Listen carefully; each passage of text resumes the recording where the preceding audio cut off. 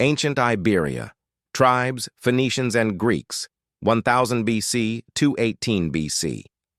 Before there was a country called Spain, the land was full of small peoples, forests, rivers, and coasts. If you stood on the Iberian Peninsula 2,000 years ago, you would hear many languages, not one. This was a patchwork of tribes: the Iberians by the eastern and southern coasts, the Celtic peoples in the north and center, and mixed groups called Celtiberians in the central highlands. Each tribe had its own customs and chiefs.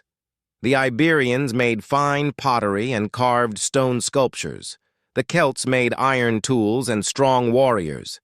Along the southern coast, a rich and mysterious culture called Tartessos traded silver and salt with ships from the Mediterranean.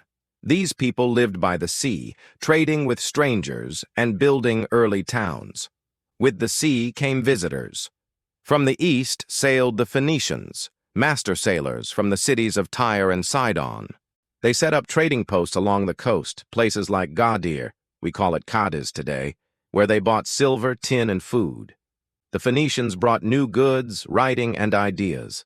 Soon after, Greek merchants appeared, founding colonies in the northeast, places like Empuries, bringing their gods and traders to the peninsula. These ports changed Iberia forever. Local chiefs grew rich from trade.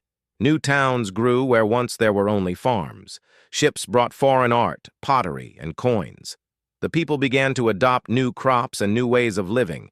Trade made parts of Iberia outward-looking and connected to the wider Mediterranean world, but contacts brought conflict as well as trade. From the west came a rival power: Carthage, the Phoenician colony on the coast of North Africa. Carthage grew into a strong city-state that ruled much of the western Mediterranean. Its generals and merchants worked with Iberian chiefs, and Carthage built power bases across the peninsula.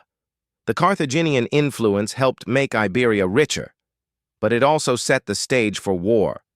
When Rome, a rising power from the Italian peninsula, pushed into the western Mediterranean, it clashed with Carthage. The two powers fought for control, and Iberia found itself in the middle. But even before Rome arrived, local resistance shaped history. One name stands out: Viriathus, a leader of the Lusitanians in the west, roughly today's Portugal and western Spain. In the 2nd century BC, Viriathus led fierce guerrilla resistance against Roman legions. He used the mountains and forests to his advantage, striking quickly and then vanishing. For years, he kept the Romans from taking full control. His bravery made him a legend, a symbol of the fierce independence of Iberian people. Still, Rome was patient and powerful. In 218 BC, the Second Punic War began when Hannibal crossed from Spain into Italy. But while Hannibal led armies into Italy, Rome fought too. And slowly the Roman legions turned their attention back to the peninsula. Through long campaigns, sieges, and hard fighting, Rome took control of coastal cities and then the inland lands. Cities rose: Tarraco, Emerita Augusta, Merida, and Carthago Nova, Cartagena, became Roman centers of law and trade. Under Roman rule, the peninsula became Hispania. Rome built straight roads, great bridges, aqueducts, and theaters. Latin spread in the marketplace and in the law courts. Local elites learned Roman ways. For centuries, Roman law, language, and cities shaped life. Hispania sent soldiers, grain, and silver to Rome. In time, young men from Hispania rose to power in Rome itself. Some became emperors. But Roman rule was not a single voice. It mixed with local customs. Iberian and Celtic traditions blended with Roman law and language. This mix formed the roots of what would one day become Spain. As the Roman grip tightened, new roads connected towns and new cities grew from old villages. But out in the mountains and along the rivers, old ways and old songs remained. The peninsula had changed. The seeds of future nations had been planted. Yet the story was only beginning. Forests, rivers, and coasts. If you stood on the Iberian Peninsula 2,000 years ago, you would hear many languages, not one. This was a patchwork of tribes: the Iberians by the eastern and southern coasts, the Celtic peoples in the north and center, and mixed groups called Celtiberians in the central highlands. Each tribe had its own customs and chiefs. The Iberians made fine pottery and carved stone sculptures. The Celts made iron tools and strong warriors. Along the southern coast, a rich and mysterious culture called Tartessos traded silver and salt with ships from the Mediterranean. These people lived by the sea, trading with strangers and building early towns. With the sea came visitors. From the east sailed the Phoenicians, master sailors from the cities of Tyre and Sidon. They set up trading posts along the coast, places like Gadir, we call it Cadiz today, where they bought silver, tin, and food. The Phoenicians brought new goods, writing, and ideas. Soon after, Greek merchants appeared, founding colonies in the northeast, places like Empuries, bringing their gods and traders to the peninsula. These ports changed Iberia forever. Local chiefs grew rich from trade. New towns grew where once there were only farms. Ships brought foreign art, pottery, and coins. The people began to adopt new crops and new ways of living. Trade made parts of Iberia outward-looking and connected to the wider Mediterranean world, but contacts brought conflict as well as trade. From the west came a rival power, Carthage, the Phoenician colony on the coast of North Africa. Carthage grew into a strong city-state that ruled much of the western Mediterranean. Its generals and merchants worked with Iberian chiefs, and Carthage built power bases across the peninsula. The Carthaginian influence helped make Iberia richer, but it also set the stage for war. When Rome, a rising power from the Italian peninsula, pushed into the western Mediterranean, it clashed with Carthage. The two powers fought for control, and Iberia found itself in the middle. But even before Rome arrived, local resistance shaped history. One name stands out: Viriathus, a leader of the Lusitanians in the west, roughly today's Portugal and western Spain.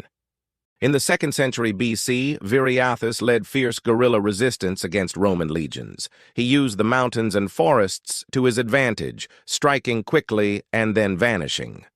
For years, he kept the Romans from taking full control. His bravery made him a legend, a symbol of the fierce independence of Iberian people. Still, Rome was patient and powerful. In 218 BC, the Second Punic War began when Hannibal crossed from Spain into Italy. But while Hannibal led armies into Italy, Rome fought too. And slowly the Roman legions turned their attention back to the peninsula.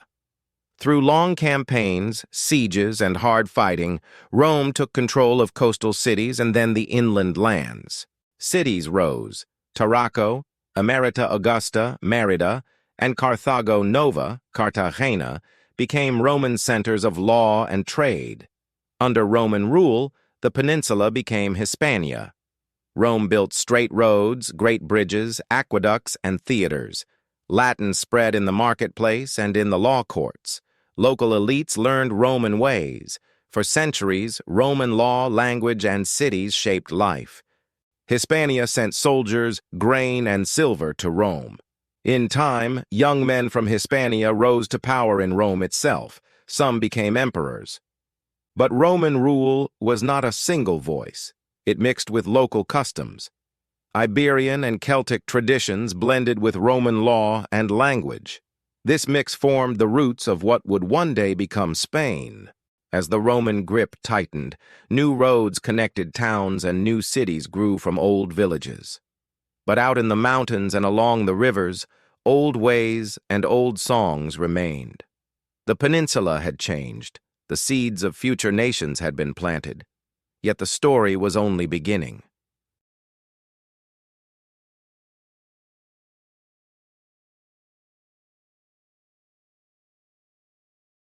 The fall of Rome and the Visigoths, 409–711 AD.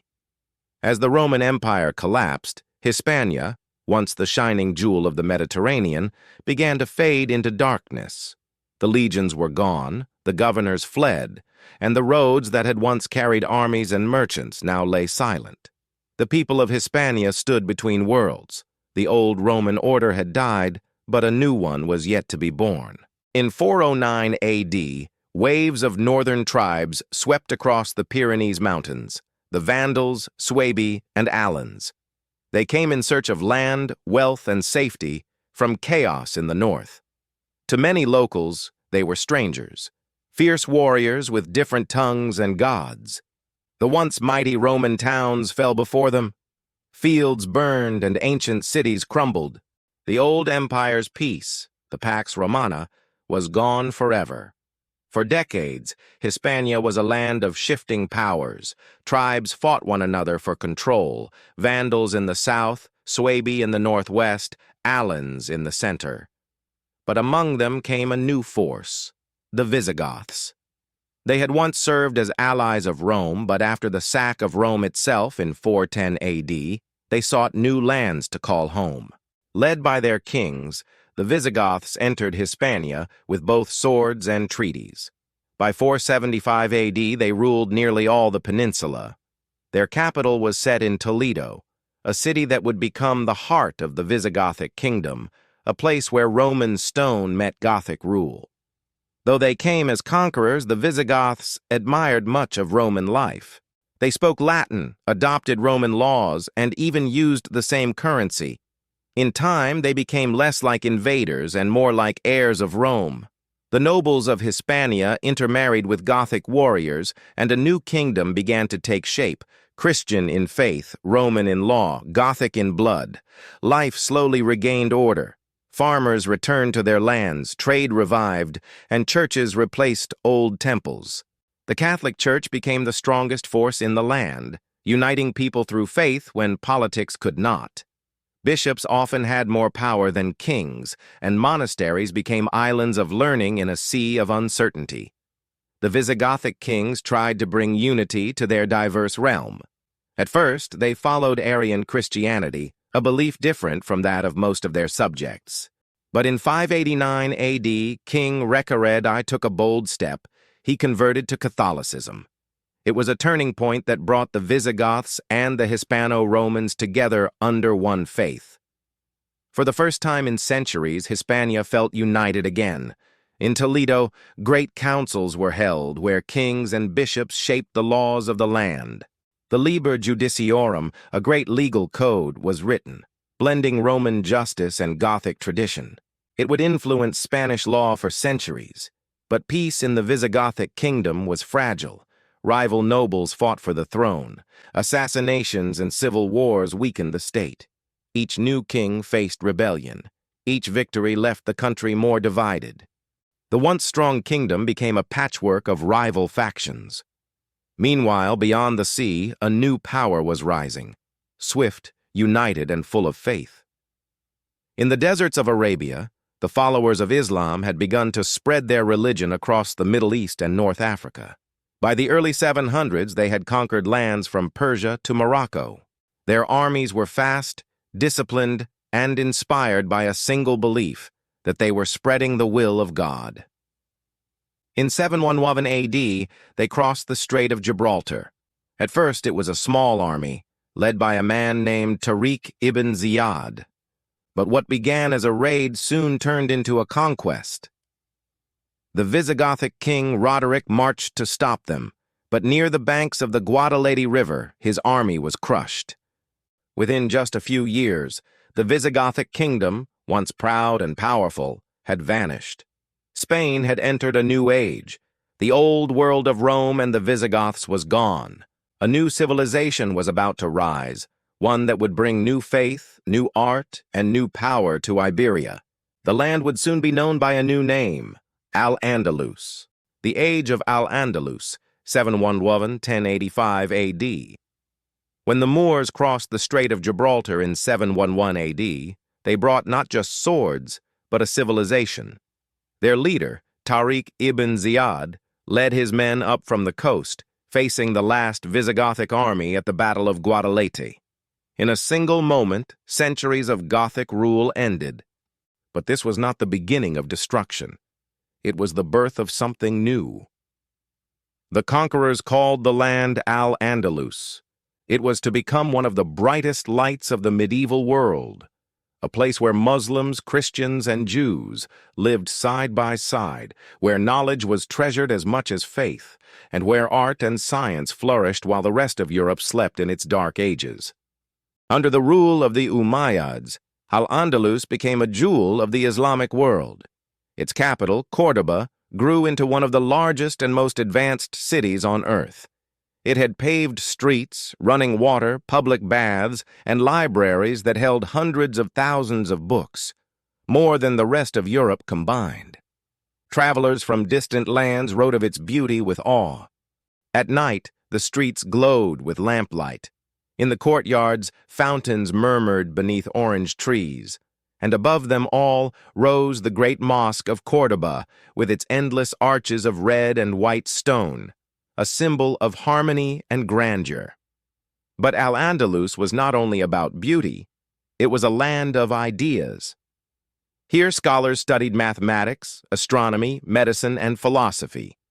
They translated the works of Aristotle, Plato, and other ancient thinkers into Arabic, saving knowledge that might otherwise have been lost forever. It was from Al-Andalus that these ideas would later flow back into Europe, sparking the Renaissance centuries later. Science and art were not enemies here. Poets wrote verses about love and nature. Architects designed palaces filled with light and gardens that mirrored paradise. And musicians blended the melodies of Arabia with the rhythms of Spain, creating sounds that still echo through Spanish culture today. Yet even in this golden age, there were shadows. The rulers of Al-Andalus faced rival dynasties in North Africa, and Christian kingdoms were slowly rising again in the north. From the mountains of Asturias, small Christian states began a long struggle, the Reconquista, the fight to reclaim the peninsula. Still, for centuries, the brilliance of Al-Andalus endured. In Córdoba, Caliph Abd al-Rahman III ruled wisely, declaring himself the leader of an independent caliphate. Under him and his successors, the arts and sciences reached new heights. His palace, Medina Azahara, glittered with marble and gold, a city built only for splendor. But no empire lasts forever. By the 11th century, Al-Andalus had begun to fracture. Family rivalries, political ambitions, and foreign invasions weakened its unity. The great caliphate broke into smaller kingdoms called taifas, each ruled by its own prince, each shining but fragile. In the north, the Christian kingdoms saw their chance. They began to push southward, retaking city after city. In 1085, the great city of Toledo fell to the Christian king Alfonso VI of Castile. It was a turning point, the beginning of the end for Muslim rule in Spain. Still, the legacy of Al-Andalus lived on. Even after its fall, its language, music, architecture, and science continued to shape Spanish culture. The white walls, the tiled courtyards, the poetry, and the rhythm of Spain all carried the memory of this golden age. For nearly 800 years, Al-Andalus stood as a bridge between East and West, where faiths met, where learning thrived, and where beauty touched the soul. It was not just a chapter in Spain's story. It was one of the greatest chapters in human history. The Christian Reconquista, 1085–1492. After centuries under Moorish rule, the Christian kingdoms of northern Spain had begun to rise again. The fall of Toledo in 1085 was not just a victory, it was a symbol. For the first time in hundreds of years, the Christian banners of Castile and León flew proudly over one of the greatest cities in Spain. The Reconquista, the long struggle to reclaim the Iberian peninsula, had truly begun. At first, progress was slow. Spain was not yet one nation, but many. Castile, Aragon, Navarre, León, and Portugal, each ruled by kings with their own ambitions. They fought the Moors, but they also fought each other. The land was divided by faith, by language, and by power. But step by step, the Christians pushed southward. In the 12th and 13th centuries, new leaders rose, kings and queens who saw themselves not just as rulers of small kingdoms, but as protectors of a divine mission. They believed it was God's will to reclaim the land and spread Christianity across the peninsula once more. The battles were fierce. Knights rode beneath shining crosses painted on their shields. Church bells rang from mountain fortresses as armies marched to war. Each victory was celebrated as a holy triumph, each defeat a test of faith. One of the most famous victories came in 1212, at the Battle of Las Navas de Tolosa. There, a united Christian force, Castile, Aragon, and Navarre, faced the powerful Almohad army from North Africa. Outnumbered and facing overwhelming odds, the Christian soldiers charged with cries of "Santiago" echoing across the battlefield. When the dust settled, the Moors were crushed, and the Christian advance could no longer be stopped. From that day, the fate of Al-Andalus was sealed. As the Reconquista moved south, the great cities of Muslim Spain began to fall. Córdoba, Seville, Valencia. Each conquest brought both tragedy and transformation. The once glorious palaces and mosques were turned into churches and cathedrals. Yet, even in conquest, the Christian kings admired the beauty of Moorish art and architecture. They preserved parts of it, blending it with their own style, creating what we now call mudajar, a unique mix of Islamic and Christian design that still defines Spain's cities today. But the war was not just fought with swords. It was also a time of faith, politics, and power. Monarchs married to strengthen alliances, and church leaders urged the faithful to join the holy cause. This long war changed Spain forever, turning warriors into kings and kingdoms into a single dream of unity.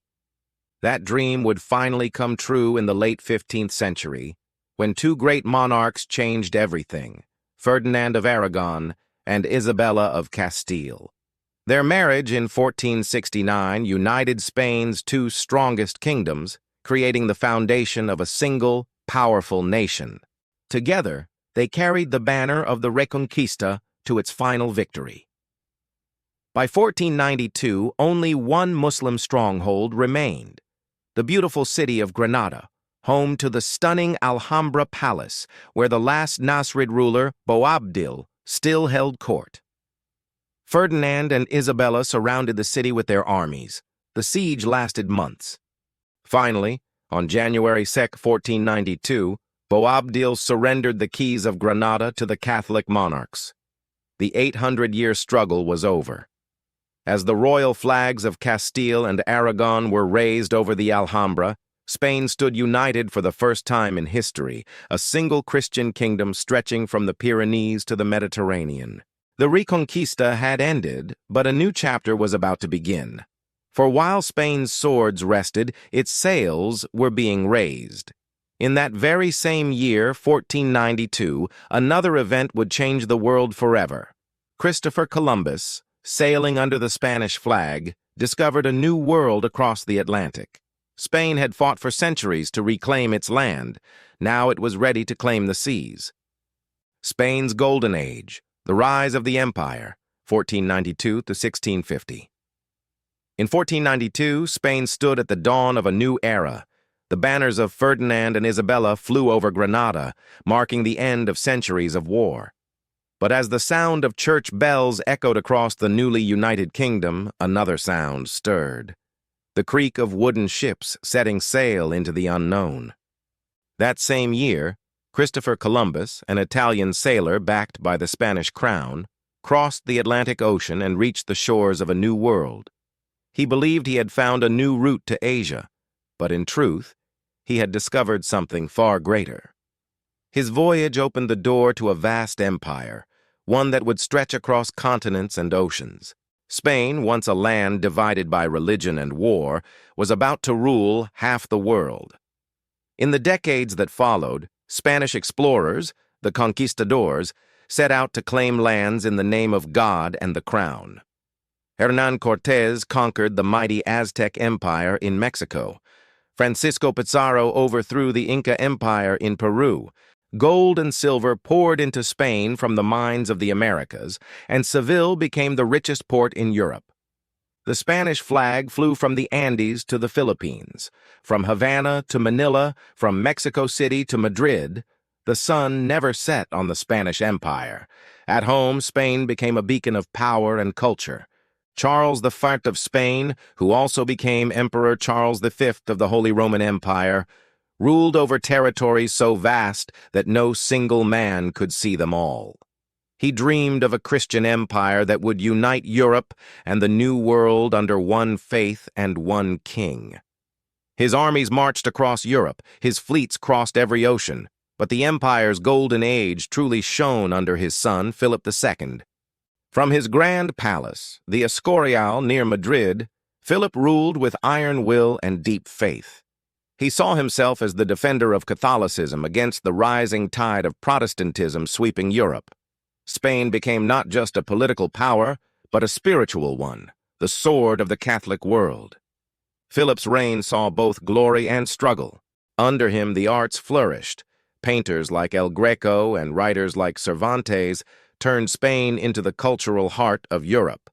Cervantes' Don Quixote became the first great modern novel, capturing the spirit of Spain itself, proud, passionate, and a little tragic. But as Spain grew richer, its challenges also multiplied. Wars in the Netherlands drained its treasury. Conflict with England led to one of the greatest naval dramas in history, the Spanish Armada of 1588. A massive fleet set sail to invade England and restore Catholic rule. But storms, poor planning, and English fire ships destroyed much of the Armada. It was a humbling defeat, proof that even the greatest empire could stumble. Still, Spain remained unmatched for another century.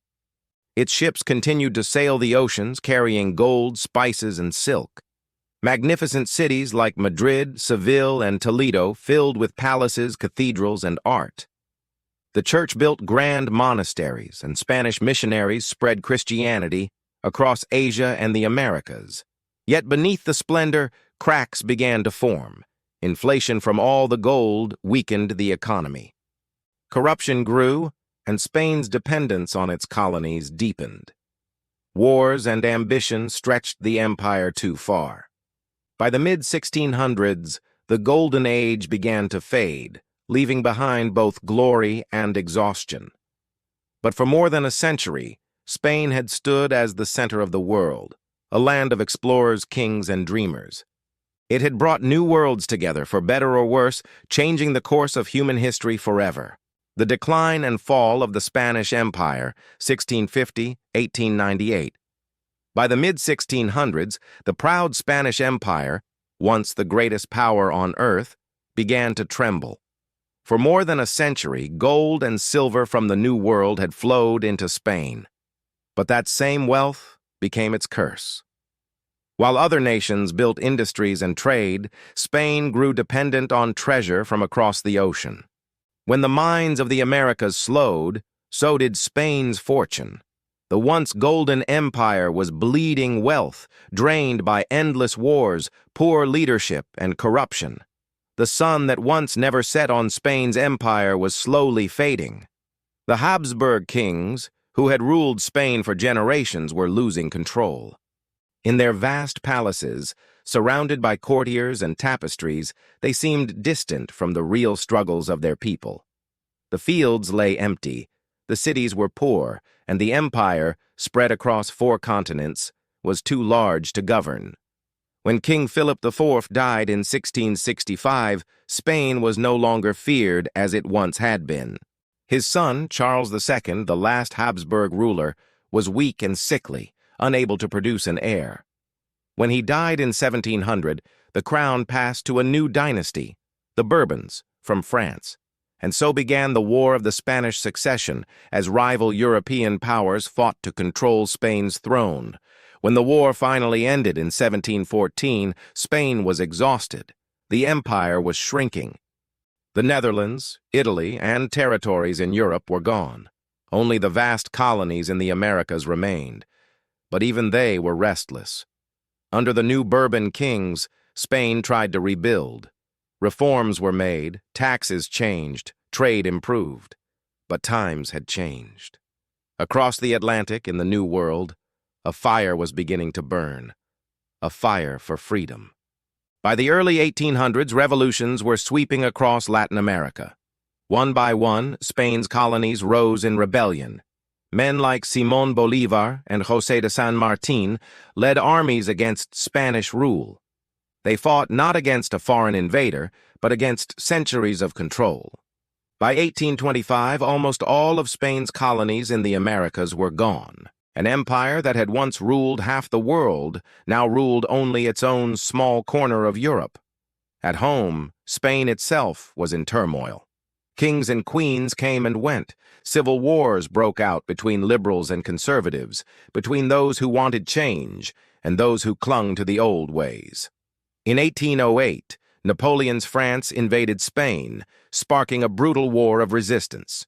The people rose up, peasants, soldiers, and priests, fighting in the streets and hills for their homeland. Though Spain eventually drove out the French, the cost was terrible. The empire was broken beyond repair.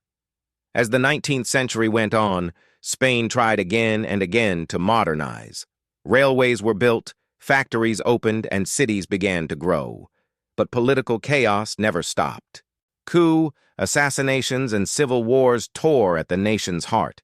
And yet, Spain still held on to a few of its faraway colonies, Cuba, Puerto Rico, and the Philippines. But even these were slipping away. In 1898, a new power rose across the ocean, the United States. When war broke out between Spain and America, it was short and decisive. The Spanish-American War lasted only a few months, but it ended 4 centuries of empire. Spain lost its last colonies. Cuba gained independence, and the Philippines came under American control. It was the end of an age. For the first time in centuries, Spain was no longer an empire. Its fleets were gone, its colonies lost, its glory dimmed. But in that loss, a new beginning was waiting. Spain would turn inward, to rebuild, to rediscover its identity, and to prepare for a new century. It was no longer the Spain of conquerors and kings, but a land of survivors and dreamers, ready to rise once again. Spain in the 20th century, civil war, dictatorship, and democracy, 1898-1978. The year 1898 left deep scars on Spain's soul. After losing its last colonies, Cuba, Puerto Rico, and the Philippines, the once mighty empire was gone. Spain had fallen from being the world's superpower to a small European nation, searching for its place in a new world. The 20th century began with uncertainty. Factories rose, cities grew, and people demanded change. But poverty and inequality still haunted the land. Farmers worked endless hours for little pay, while the elite lived in comfort. Spain was a country divided between rich and poor, church and state, monarchy and people. In 1931, everything changed. After years of protests and political chaos, King Alfonso III went into exile, and Spain declared itself a republic, the Second Spanish Republic. It was a time of great hope. New leaders promised education for all, land reform, and freedom from the control of the church. But hope soon turned to conflict. Conservatives feared these changes. The army, the church, and the rich landowners opposed the new order. Meanwhile, workers, students, and peasants demanded faster reform. Spain became a nation pulled apart by its own dreams. By 1936, tensions exploded into violence. A group of generals led by Franco launched a military coup against the government. The Spanish Civil War had begun, a brutal conflict that would tear the country apart for 3 long years. On one side stood the Republicans, socialists, workers, and liberals fighting to defend democracy. On the other side were the nationalists, led by Franco, supported by conservatives, monarchists, and the church. Foreign powers also joined the fight. Hitler's Germany and Mussolini's Italy aided Franco, while volunteers from around the world came to defend the Republic. Among them were writers, poets, and idealists who believed Spain was the front line in the battle for freedom. Cities like Madrid, Barcelona, and Guernica became battlegrounds. The bombing of Guernica in 1937 by German planes shocked the world. An entire town destroyed in a single night. The tragedy was immortalized by Pablo Picasso in his painting Guernica, a haunting symbol of war's horror. By 1939, Franco's forces had won. The Republic was crushed, and Spain fell under a dictatorship that would last nearly 40 years. Under General Francisco Franco, Spain became a land of silence and fear. Political parties were banned, newspapers censored, and opponents imprisoned or executed. The church regained power, and traditional values returned. But Franco's Spain also avoided World War II, staying neutral while Europe burned. In the 1950s and 60s, the country slowly began to change. Tourism brought money. Foreign investment helped rebuild cities. And though Franco's rule remained strict, Spain's economy began to grow. Modern highways and factories appeared, and a new middle class was born. Still, freedom remained a dream. By the 1970s, the world had changed, but Spain was trapped in the past, ruled by an aging dictator whose grip was fading. When Franco died in 1975, many feared chaos. But what followed was one of the most peaceful transformations in modern history. The young king, Juan Carlos I, who Franco himself had chosen to continue the dictatorship, instead surprised the world. He rejected tyranny and began the path toward democracy. Within just a few years, Spain legalized political parties, held free elections, and wrote a new constitution in 1978. The nightmare of war and dictatorship had finally ended. Spain was reborn, not as an empire but as a democracy, a nation that had suffered, endured, and risen again. Modern Spain, a nation reborn, 1978-2025. The year was 1978, and for the first time in nearly 40 years, the people of Spain could breathe freely again. In the grand halls of Madrid, King Juan Carlos I signed the new Spanish Constitution, a document that promised democracy, freedom, and unity. It was the dawn of a new era, the rebirth of Spain. After centuries of empires, civil wars, and dictators, Spain was finally ready to build its future on peace and progress. The young democracy faced enormous challenges. The economy was fragile, old political wounds were still open, and the country's regions, like Catalonia and the Basque Country, demanded autonomy. But for the first time, change came not from a king or a general, but from the people themselves. Spain began to transform. New political parties rose from every corner, from conservatives who wanted stability to socialists who dreamed of reform. In 1982, Felipe González of the Socialist Party became prime minister, leading a wave of modernization. Highways, schools, and industries were built.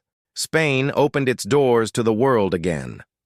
The nation that had once been isolated now joined its neighbors in shaping Europe's future.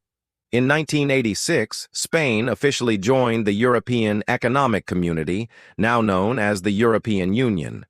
It was a symbol of belonging, proof that Spain had overcome its past and earned its place among modern democracies.